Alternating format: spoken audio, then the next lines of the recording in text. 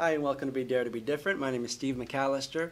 And if you haven't noticed lately, there are a lot of changes going on in the world. And there are a lot of people think that a lot of the practices we've been using and the habits we've cultivated aren't necessarily the healthiest. And so we've had these organizations that are kind of growing out of grassroots movements and causing a lot of change, transitions in our community. And today I have with me Don Hall, who's from Transition Sarasota. And Don, thanks for coming. I'm glad to be here. Now, Transition has grown into quite a movement over the last several years. I know that the Transitions Handbook is a really popular seller and really gives a lot of ideas on how to make the changes we need to create a more sustainable lifestyle. And I know their big push was moving to a world without oil. But how did really the transition movement start? Well, the transition movement was started by a permaculture teacher named Rob Hopkins in the UK back in about 2006. And like you said, it was originally transitioning away from fossil fuels, specifically looking at the issues of peak oil and climate change, and how do we build more resilient and self-reliant local communities to prepare our communities for peak oil and climate change. But it has evolved substantially over the past 5-6 years. And how has it evolved? How's it changed? Well, I think particularly because of the global economic crisis, a lot of the work has refocused around local economies. And so now it's a lot bigger than just transitioning off of oil. We realize that there's a whole host of challenges that we're facing at this point in history, and a lot of really important reasons to become more locally resilient and self-reliant in food, energy, economy, transportation, and more. I saw a movie called The Economics of Happiness, which you turned me on to not too long ago, and it was talking about this globalization. And while mainstream society seems to be going that route, where we're going to be as globalized community and all using kind of the same currency and the same operating procedures and the same money market economy, there's also a much more grassroots push toward localization. Can you tell me about how that's being seen and what advantages are for localization? Well, first want to make a distinction between cultural globalization and economic globalization. I think that there are a lot of benefits to cultural globalization, increased diversity, increased tolerance and understanding of other cultures, things like that. Also some benefits to economic globalization, but also some negative side effects. I mean, we've never been this interconnected, so we're kind of in a no analog state. And we're kind of learning as we go as a civilization. And I think now the side effects of economic globalization are becoming more and more obvious to the point at which it's starting to occur to people that maybe we've gone a little bit too far in that direction, that maybe the pendulum needs to swing a little bit back towards the local. And the benefits of doing so are manifold. If we look at the issue of food, relocalizing our food supply, growing more of our own food locally, those are health benefits, security benefits, sustainability benefits, economic benefits, and social benefits. And you could pretty much say that across the board. There's a lot of great reasons to, like I said, move the pendulum a little ways back towards the local. We're not talking about isolationism or anything like that, but we're talking about restoring some kind of balance to our culture and to our economy. Yeah, I think anytime you mention this idea of localization or even going green or being more sustainable or environmentally conscious, you get a lot of people who think we got to move back to the agrarian society, and we've all got to be out in the fields, growing food and stuff like that. And that's really not the case though with localization. It's just more about cultivating your community and getting to know your neighbors again and saving a lot of the energy that we waste in this globalized field, isn't it? Yeah.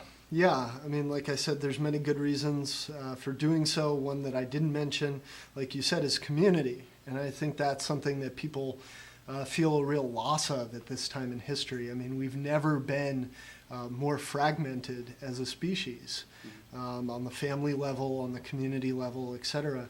And community is one of the most meaningful things in people's lives. It's what gives our lives purpose. It's what brings us happiness. And so I think a movement back towards community is also a huge part of this.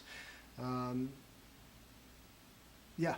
What are some of the things that you see a lot of the transition groups that are doing that are helping to cultivate the local community? I mean, you see a lot of people look back very nostalgically in like the 50s, and that seems to be like, for America, our peak.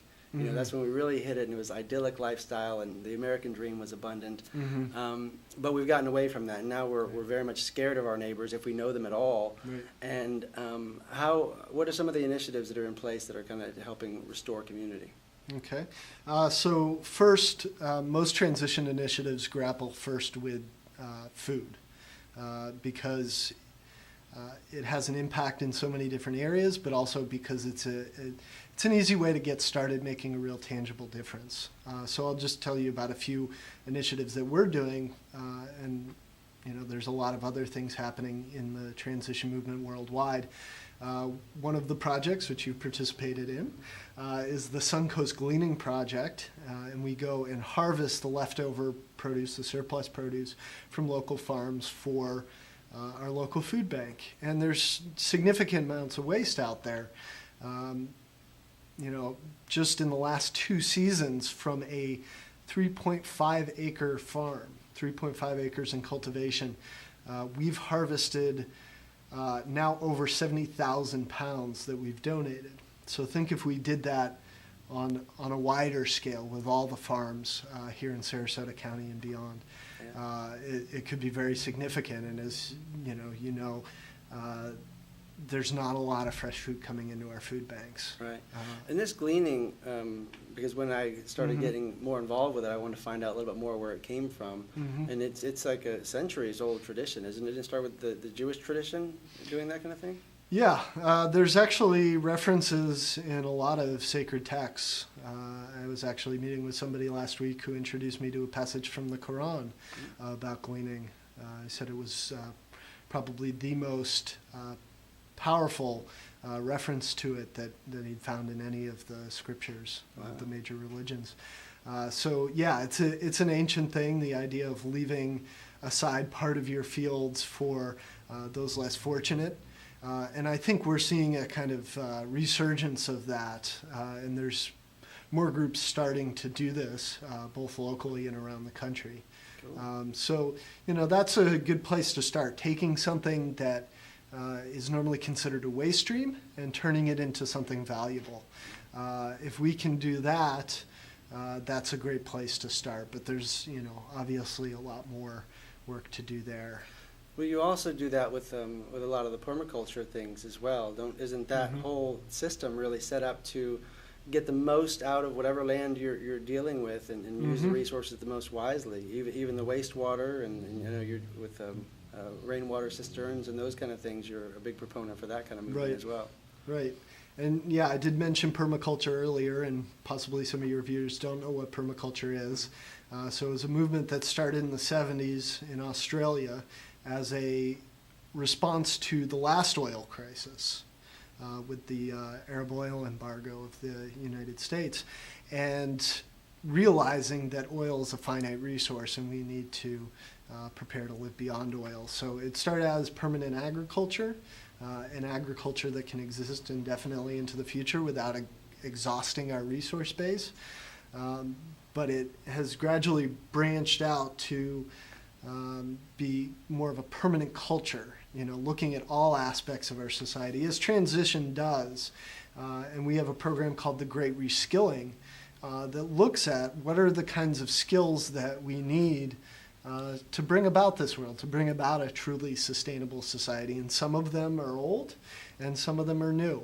And I think that's a lot of what the transition movement is about, bringing together the best of the old and the best of current to make a brighter future. Are there like top 5 best practices that you think would really make the biggest shift that people practice? Like on an individual level? Well, I would say eat more locally. Either growing some of your own food is the best thing, but otherwise starting a relationship with a farmer, possibly through community-supported agriculture programs where you enter into an arrangement with the farmer, you provide some money up front at the beginning of the season when they need it, and then you get a share of the harvest every week. So that's a great way to do it. I think also home energy efficiency, just making sure that your home is running as efficiently as it can be before putting in any kind of renewable energy. And that's something simple, low cost that a lot of people can do. And I hope that's a project that we'll work on eventually, is doing some retrofitting. Right. Another one would be finding alternative methods of transportation. I know that's difficult here in Sarasota, but locating yourself near where you're going to be. I mean, it's very simple kind of common sense things that we often don't think about. But I chose to live near downtown because a lot of the places I go are near downtown, and I can bicycle there very easily. Also, we have a bus system that is not as bad as people think. Once you start using it, you actually realize that, hey, this is actually a really nice service. Yeah, one of the things I love here in Sarasota is we have the green hopper. These electric vehicles that you can just hop on and take around. And we've got now in downtown Sarasota, we've got to deal with the city, so they're free. You can just hop on and go everywhere. But riding the bicycle, I mean, I'm glad to say that I haven't bought gas in a year, because the only vehicle I've had is a bicycle. I'm a little jealous. Yeah, it's pretty nice. It's pretty nice. Which, I wanted to ask you, I talked about it before, is I read an article or saw an interview the other day, and it said for every barrel of oil that we bring out of the ground, we use 8. That seems like an inordinate amount of oil to use for what we're really getting every day. Why are we using so much of this stuff? Well, that's a high figure from what I've heard, but I have heard 3 to 5, which at any rate is not sustainable. Why we use so much oil is it's a fantastic resource. I mean, it makes sense that we use it. One of the simplest examples I give to people to think about this is, fill up your car, gasoline, fill the tank, drive it till it runs out of gas, and then think about pushing it back home. Oil gives us tremendous amounts of energy. I mean, it's incredibly energy dense. It's highly portable. It's, believe it or not, still very cheap in relation to its real worth. The energy consumed, there's a term called energy slaves. Thinking about slavery and having people in bondage in past times to do work for you. Well, we've made an improvement in terms of not putting that on human beings and moving that onto energy, fossil fuels. But we're living like kings in times past, every single one of us. I've heard estimates of we each have about 100 energy slaves doing our work all the time, whether it's keeping our lights on, driving our car, running our oven, or heating up the water for a shower. There's just a tremendous amount of energy at work for us all the time, and to substitute for that, you would need about 100 people doing that same amount of work. So, we have really been spoiled by oil. It's a wonderful resource, and we're eventually going to have to say goodbye to it. Not anytime soon, but I think we should conserve it for the best uses, for essential uses of oil, because it is really a great gift for us to have this, and it won't be around forever. Do you see a lot of progress in alternative forms of energy? Obviously, electric cars are getting more popular, which of course just takes the power from coal for the most part over oil, so it's kind of a sideways step there. But there is also talk about the hydrogen, there's talk about biodiesel, that kind of thing. Do you see some that are working out better or becoming more accepted than others? Yes and no. I remember going to Association for the Study of Peak Oil conference And there was a guy named Robert Hirsch who wrote a famous report for the U.S. Department of Energy on peak oil, basically saying this is a huge problem, and we need to mobilize at least a decade in advance of peaking. Now, a lot of people think that oil production's actually peaked. We can't get more out of the ground faster, and that's why we're going to things like the Deepwater Horizon and the tar sands in Alberta, which are less economically profitable. But that's really what's left if we want to increase production. So Robert Hirsch said, there are no silver bullets, there are only poison pills, which is a pretty harsh statement. But what he meant was that believing in that there's going to be one silver bullet is actually harmful. I think we're going to need a whole variety of approaches to answer our energy challenges. Foremost among those will be conservation and efficiency. Then you have, wind and solar, electric cars, probably some limited biodiesel. There are better things to make alternative biofuels out of than corn. We have a very large corn lobby in our country, which is why that's mostly what we're doing. But there are, a lot of crops that grow down here that produce much higher energy return on energy invested. So things like switchgrass, that are very easy to grow. Don't need a lot of pesticides and fertilizers as corn does. And so I think that there's, a lot of potential in different areas, but we have to look at this as a more fundamental cultural and lifestyle shift, because the idea that technology is always going to save the day is an assumption, and I think one that we can't afford to make. We need to keep developing the technology.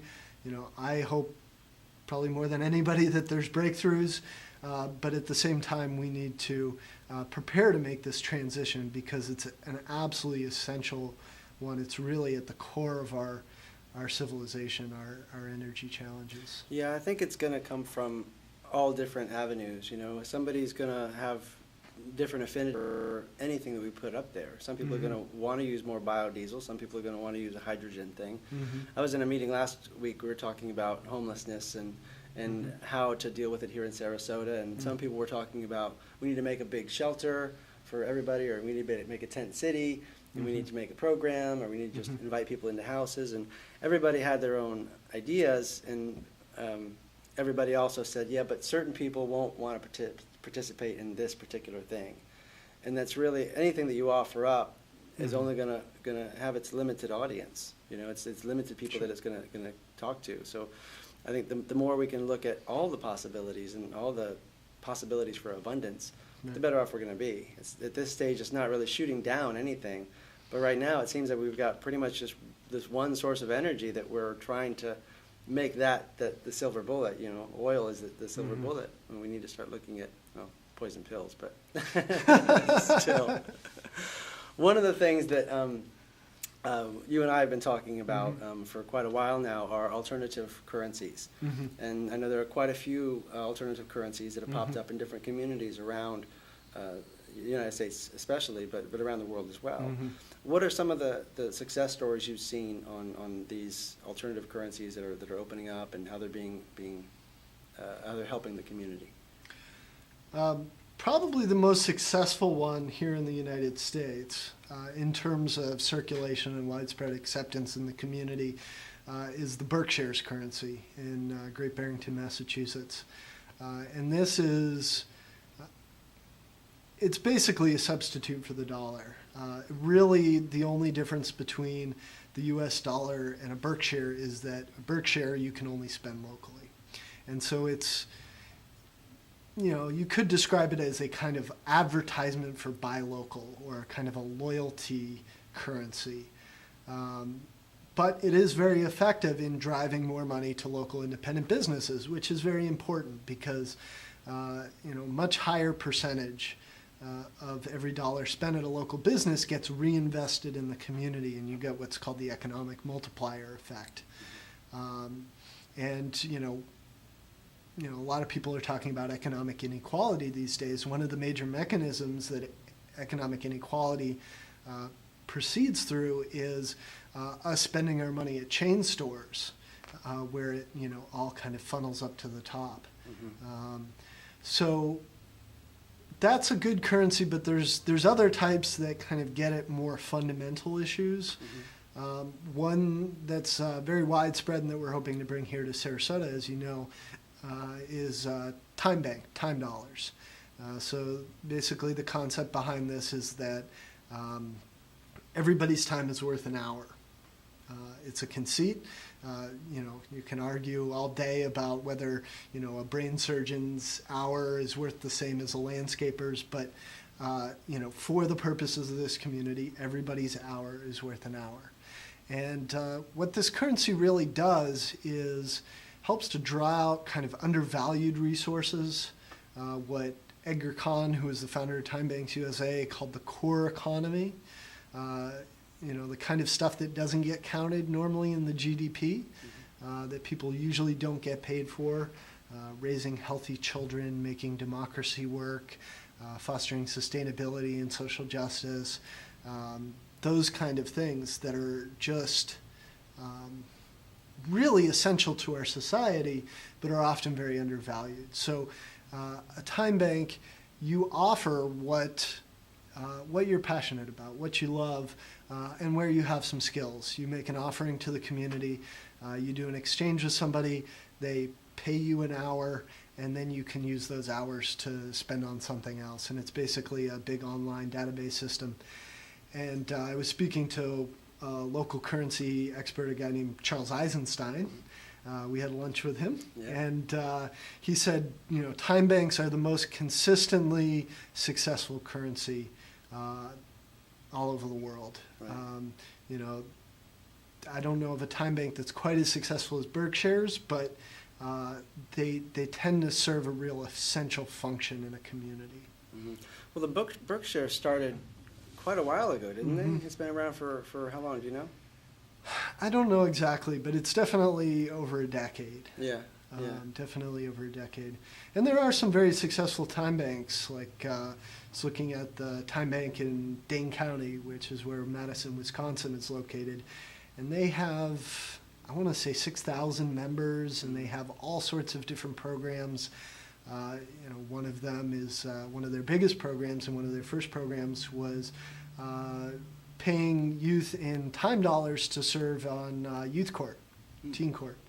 And so trying to help to reform the criminal justice system. And that's what some of this, the time banking can do, is to direct money or rewards in a broader sense to where it's really needed to create a better society. Because what we see right now is that all the wrong things get subsidized and incentivized. The oil companies are the most profitable companies in the history of the world. Meanwhile, there's a huge lack of funding in the solar industry. So, it's about shifting money in the direction of our values.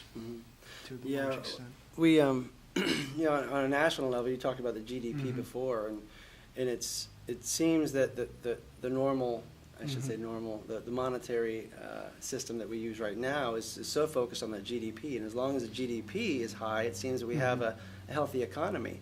But like you said, it doesn't take in those factors like education and healthy communities and social justice and those kind of things that aren't really valued because there's no commoditized number to put on it. Right. But the time bank, though, it brings it back into our power, essentially, saying, this is the value that I offer to my community. And every hour, like you said, you get to participate in something that you enjoy doing, a talent that you actually have. Whereas for me, as you know, I've been not using money for 6 months now. And when I was using money, it was always one of those things. A lot of the things that I really feel passionate about and driven toward as an artist, those aren't economically feasible into the money market account. There's not any tangible way I can tell you what value is going to come out of a poem I might write or an art Mm-hmm. installation I might create or something like that. Right. But with this, there seems to be a greater opportunity for people of all walks of life to say, you know what, I do have some value. You may not be able to Mm-hmm. count it right now, but you know, Right. this is what I can bring. Right, and I think a big role that the time bank plays is shifting people's ideas about what economy is and what money is, because we have a very fixed view of it, almost like it's kind of God-given. You know, there's an expression that you probably heard, fish don't talk about water. Right. And I think, you know, we're swimming in money all the time, so we don't really think about it. We just kind of take it for granted that it works the way that it works. But, you know, we can move away from a mindset of scarcity where we're trying to always accumulate more and more and more because we're afraid that we're not going to have enough, to a view of seeing money more as a flow of energy, a flow of appreciation, to the things that we really care about. And you know, the film that you mentioned earlier, The Economics of Happiness, I think has the best title ever, because, you know, that's really what we need to start thinking about. You know, Bhutan, country Bhutan in Asia, has this gross national happiness index instead of a gross national product index. And so they're looking at it, how does this serve people? Because if it's not really serving people, then what good is it doing? Mm-hmm. You know? Yeah, it seems in this understanding wealth in our community, we've gotten so used to looking at money as a qualifier for what wealth really is, Mm-hmm. when it's not. It's just a representation of wealth, a representation of Right. value. And I think that I'm excited about the time bank because it brings it back to the realistic sense of this is really Right. actual value. I'm actually getting the life that I want. Right. And I'm actually, you know, not only am I getting the service that I need, but I'm Mhm. also creating a relationship, you know, that Right. maybe wasn't here before. And that's always exciting. I mean, especially with, I guess, as I said before, being afraid of our neighbors as we are. Mhm. This, I think, really opens up that possibility to say we don't need to be afraid of one another. We need to just realize what values are there that haven't been looked at before. Yeah, absolutely. I think the community building aspect of it is so important, because we do forge relationships through these kind of informal economic exchanges. You know, when we go to a store and we just pay our money, you know, we may not create a relationship with the cashier. It's like, well, I gave you, you know, what you needed, so, you know, just don't bother me. But, you know, here it's more person to person, you know, neighbor helping neighbor, that Mm-hmm. kind of thing. And I think that's, if we can get back to that more, I think we'll find that, you know, we've really been missing something over the past few decades when we've kind of, you know, tuned out and, you know, clicked on the garage door opener and sat down in front of the television, that there's something really satisfying about being in real community. Mm-hmm. Yeah, I see it in large part as just a way to organize the pay it forward Mhm. methodology, you know, where I've had a few people, because I do a lot of bartering and trading and stuff, if I ask for a favor or something, someone will often ask me, what are you going to do for me? Mhm. And, you know, maybe at the time I don't have a specific service I can do for them or anything I can Mhm. give them, but I do assure them that I can pay it forward. Mhm. You know, and most people are good with that, and I, you know, do my best to do that. And I think that this time bank system really enables people to be able to do that, and while holding each other accountable still. There's still an Right. accountability factor where it's not just people can just come take advantage of each other, because Right. you know, with the time bank you can see what people are, where Right. their energy is going and coming from. Because in a real small community, you know that. You know if somebody's abusing the system, you know, because you see them every day. But in a community that's as large as Sarasota or Sarasota County, you know, think 300,000 people, you know, the kind of accounting system of the time bank ensures for people that, you know, they're going to get rewarded for the service that they do. And, you know, we want this to be something that's going to be widely accepted among the community, that this isn't something just that, you know, a few people with some crazy ideas are doing, but that this is something that's really important to the longevity and the strength of our local economy and our community. We want to make it so that it's something that a lot of people with crazy ideas are doing. That's Uh-huh. what we want. More people with crazy ideas. Because the Indeed. normal ideas just aren't always working that well. You know, I mean, we talked before about the present economic system that we use, the market money economy system. And there are a lot of short sides to that. You know, when we talk about we're all swimming in money, but obviously through this financial recession that we've gone through, that's not really the case. We're not swimming all in it. And as you said, an economic system should be a currency. You know, it should flow. That's why it's called a currency. Ours isn't flowing that much. It's congealing in this spot with a few individuals. You want to talk more about some of the limitations of this economic system and why it's good to find an alternative currency? Well, yeah, I think it's a complementary currency. I mean, I think the dollar does certain things well, you know, being universally accepted and very portable and being able to finance large and very complex projects. But there's, you know, any monetary system has its own rules.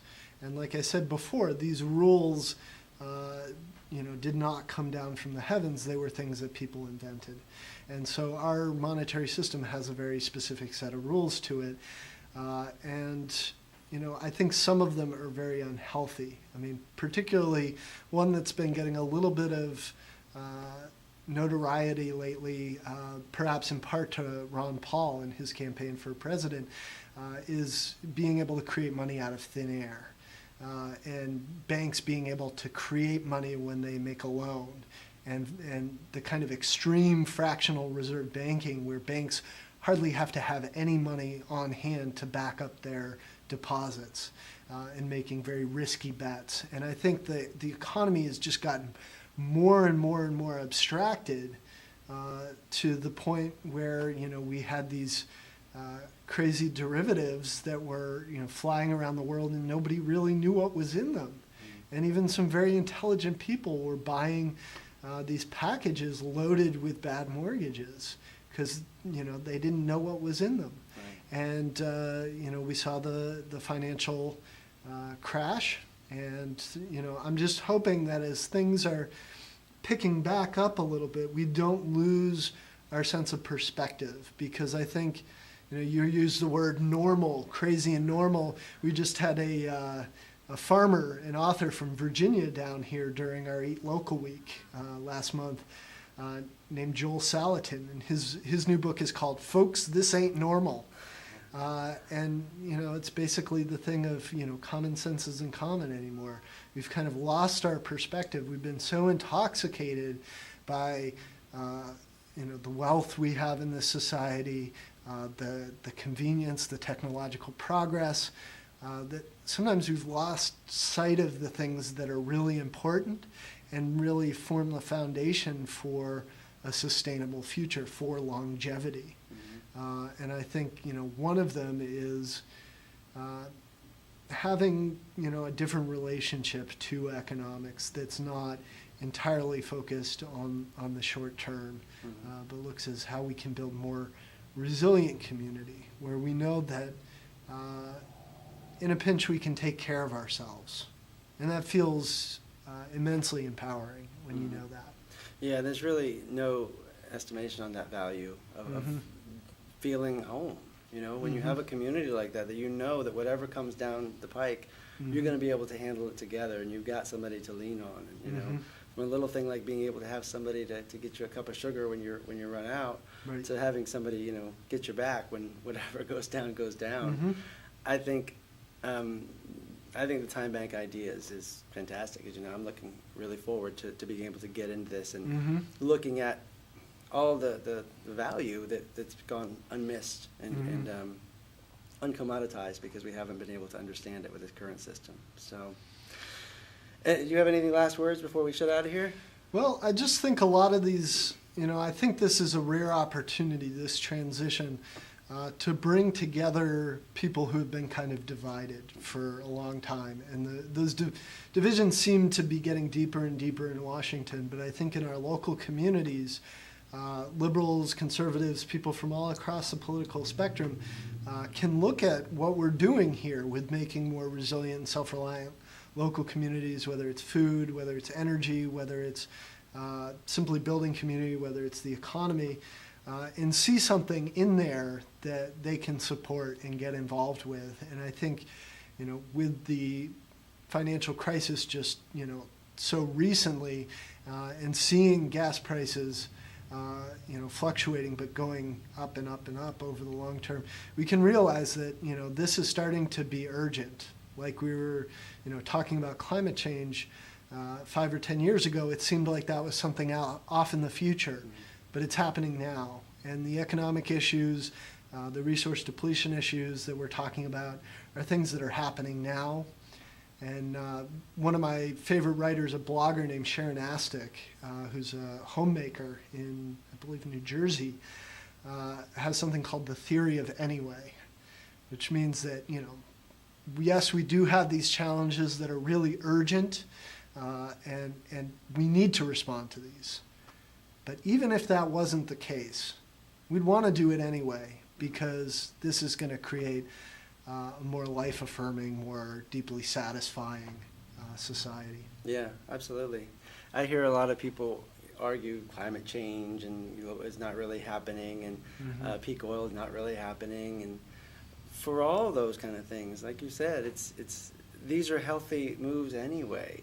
Even if going local doesn't really cut down on all the excess oil uses we use to ship food here and there and back and forth again, which it will, it's still better to eat food that's local and tastes better, and you get it from somebody that you're helping who's a neighbor, and so many of these things that we're doing are just create a good life.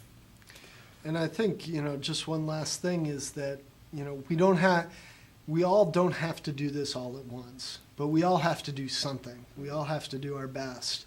And there are a lot of opportunities, so, what I always suggest to people is go where your passion is and start making a difference there. Go make a difference where you can, and that will open up other horizons where you can, make more and more changes and Absolutely. reap the fruits of those. Yeah, well, thank you, Don. Thank you guys for tuning in, and thank you, George, for shooting this thing and getting us going. And if you guys have any comments or ways that you have done transition movements in your own community, maybe you're moving to a local economy or have some good ideas on getting local foods, please let us know in the comments down below. Thank you, and we'll see you again soon.